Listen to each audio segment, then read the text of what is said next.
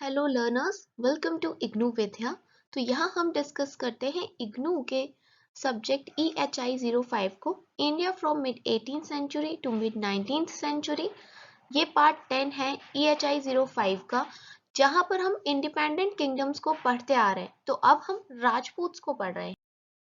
तो in independent kingdoms के अंदर जो इम्पोर्टेंट किंगडम्स हमें पढ़ने हैं वो है मैसूर, राजपूत एंड केरला। ये सारी स्टेट्स के बारे में हम पढ़ेंगे वन बाय वन, एक वीडियो में एक को कवर करेंगे। राजपूत रूलर्स जो थे वो कभी भी पीछे नहीं हटे थे। उन्होंने हमेशा ही मुगल एम्पायर के गिरने का एडवांटेज उठाया था। हालांकि वो मराठास और ब्रिटिश लोगों से भी अपनी पोजीशन के लिए लड़ते रहे। एंड इनका जो मेथड था वो स्लोली लूज कर रहा था इनकी टाइज जो थी दिल्ली के साथ। एंड ये क्या चाहते थे कि हम एक इंडिपेंडेंट स्टेट की तरह अपना काम करें। ये काफी सारे जो स्ट्रगल थी पावर के लिए दिल्ली के दरबार में, उसमें इन्होंने पार्टिसिपेट किया। और भैया कभी इन्होंने मतलब चिकनी चुपड़ी बातें करके या कभी कुछ और काम करके एक बहुत अच्छी जो पोस्ट होती है गवर्नरशिप की, वो मुगल एम्परर से टाइम टू टाइम हासिल कर ली। और फिर देखते हैं कि जब डिक्लाइन आता है मुगल एम्पायर का, तो राजपूत की जो पॉलिसी थी वो भी अब खत्म होने लगती है, उसमें भी दरारें आ जाती हैं। ये सब क्या चाह रहे थे कि भाई अब मुगल्स में उतनी दम तो रही नहीं है, तो हम भी अपना इंडिपेंडेंट स्टेट बना दें।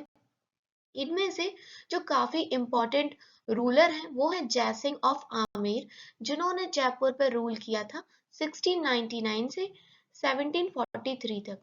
आप क्या कर सकते हो कि आपको याद ना रहे कि जयपुर का राजा कौन है, तो इतना तो आपको याद है कि राजस्थान की कैपिटल है जयपुर, और जय जय से ही जय सिंह बन गए। आमेर नाम का एक किला जयपुर में है। अब आगे में इतना ही आप थोड़ा बहुत याद रखोगे। अगर इस तरह की इंडिपेंडेंट स्टेट्स पे क्वेश्चन आता है, तो आप अगर सिर्फ इतना ही लिख दोगे राजपूत के बारे में, तो आपको नंबर मिल जाएंगे, क्योंकि ये अकेला क्वेश्चन नहीं आएगा। इसमें राजपूत के साथ आपको केरला, मैसूर, ये सब भी लिखना होगा। मैं अलग अलग वीडियो ला रही हूँ, लेकिन आपको आंसर एक साथ लिखने के लिए आएगा, तो आपको इनफ नंबर मिल जाएंगे, इतना ही लिख दोगे। लेकिन थोड़ा सा और एक्स्ट्रा मैं आपको आगे बता देती हूँ। डिस्कस करेंगे। इससे पहले हमने वो मुगल स्टेट देखी थी जो डायरेक्ट मुगल की कंट्रोल के अंदर आती थी। मुगल की प्रोविंसेस थी बड़ी बड़ी, बंगाल, हैदराबाद देखी हमने, अवध देखी। अब देखिए, ये जो राजपूत किंग्स थे, जो ज्यादातर आमेर और जोधपुर के इलाके के थे, ये मुगल्स के अंदर आते थे। और मुगल्स की जो इन्होंने सुप्रीम पावर को अपनाया था, इसके बदले में मुगल्स ने बोला था कि आप अपने इलाके में कंसिडरेबल ऑटोनॉमी को एंजॉय कर सकते हो। मतलब ये कि आप आमेर, जोधपुर जो आपका इलाका है, उसमें आप अपनी मर्जी से रूल कर सकते हो। लेकिन 18th सेंचुरी में ये लोग भी क्या करते हैं, अपना कंट्रोल अपने आसपास के इलाकों में इंक्रीज करने की कोशिश करते हैं। अजीत सिंह जो जोधपुर का एक रूलर था, ये भी मुगल कोर्ट की पॉलिटिक्स में काफी ज्यादा एक्टिव थे। यहाँ देखिए, many Rajput rulers had accepted the suzerainty of Mughals, but Mewar was only Rajput state which defied Mughal authority. याद रखिएगा, ज्यादातर जो राजपूत थे उन्होंने मुगल्स को अपना लिया था कि भाई ये हमारे ऊपर ऊपर है। लेकिन एक राजपूत थे मेवाड़ के, उन्होंने नहीं अपनाया था, वो आखिर तक लड़े थे। राणा प्रताप असेंडेड, इन्होंने क्या किया था, ये जब थ्रोन पे आए मेवाड़ के 1572 में, उदयपुर और बहुत सारे हिस्सा मेवाड़ का इनके कंट्रोल में था। और इन्होंने कभी भी नहीं माना मुगल्स को। When a series of envoys were sent to Rana to persuade him to accept Mughal suzerainty, but he stood his ground. बहुत सारे लोगों को टाइम टू टाइम भेजा गया कि महाराणा प्रताप जी मान जाए, पर वो नहीं माने, अपनी बात पे कायम रहे। और उन्होंने मुगल्स के जो सुप्रीम पावर है उसको नहीं माना, वो लड़ते रहे अपने हक के लिए। These influential राजपूत फैमिलीज जो सुप्रीम पावर है उसको नहीं माना, वो लड़ते रहे अपने हक के लिए। These influential Rajput families claimed the Subedari of rich province of Gujarat and Malwa. अब ये जो अमीर अमीर राजपूत फैमिलीज थी, ये बोलती थी कि गुजरात और मालवा पे भी हमारा राज रहेगा। गुजरात तो आपको पता ही है, गुजरात अपने यहाँ एक स्टेट है, वो एरिया। और मालवा आता है इंदौर वाला जो रीजन है मध्य प्रदेश का, वो। राजा अजीत सिंह जो थे जोधपुर के, उनके पास गवर्नरशिप थी गुजरात की, और सवाई राजा जयसिंह के पास थी आमेर की। आमेर कहाँ पर है? जयपुर का एरिया है ये, ठीक है। तो इनके पास कहाँ की थी? मालवा की थी।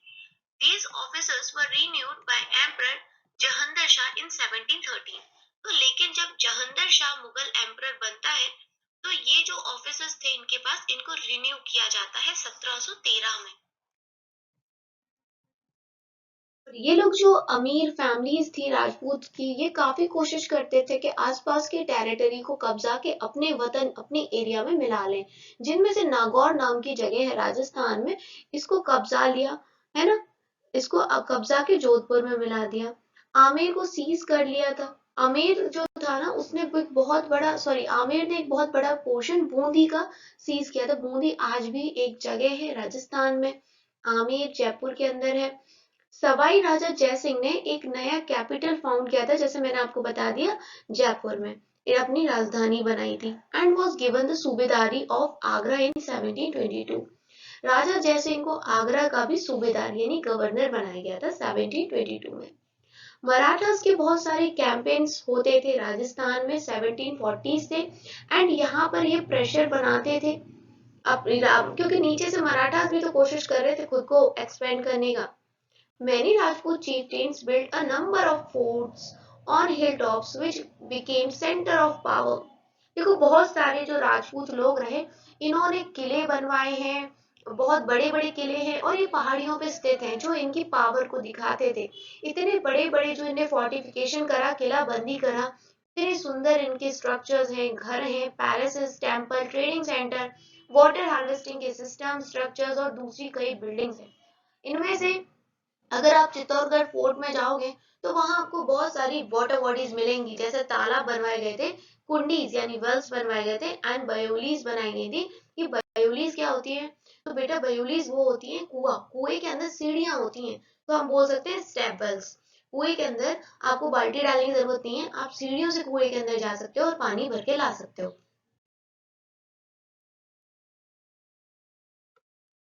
राजा जयसिंह ऑफ जयपुर।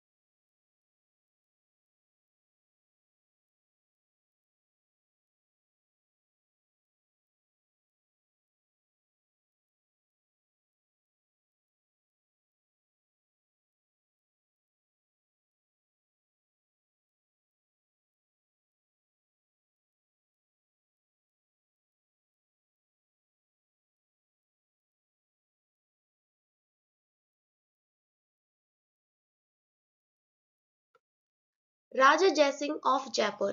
तो जयपुर का नाम, जयपुर आप समझ रहे हो, कहीं ना कहीं इसलिए बना है, या फिर याद आप ऐसे कर लो कि यहाँ भी जय लगा हुआ है, तो यहाँ के राजा कौन होंगे? राजा जयसिंह होंगे। एक डिस्क्रिप्शन है जो राजा जयसिंह के ऊपर है, यह हमें पर्शियन अकाउंट से मिलता है कि राजा जयसिंह के पास काफी ज्यादा पावर थी, एंड वो गवर्नर भी थे आगरा के करीबन 12 साल के लिए, और मालवा के गवर्नर भी रहे 5 या 6 साल के लिए।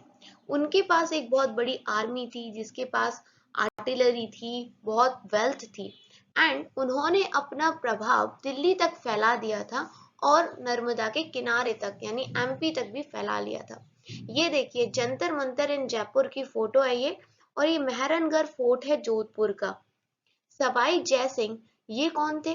तो ये आमेर के रूलर थे, ठीक है। इन्होंने एक एस्ट्रोनॉमिकल ऑब्जर्वेटरी स्थापित करी थी दिल्ली में, जयपुर में, उज्जैन में, मथुरा में, वाराणसी में, ठीक है, जिसको हम जंतर मंतर कहते हैं।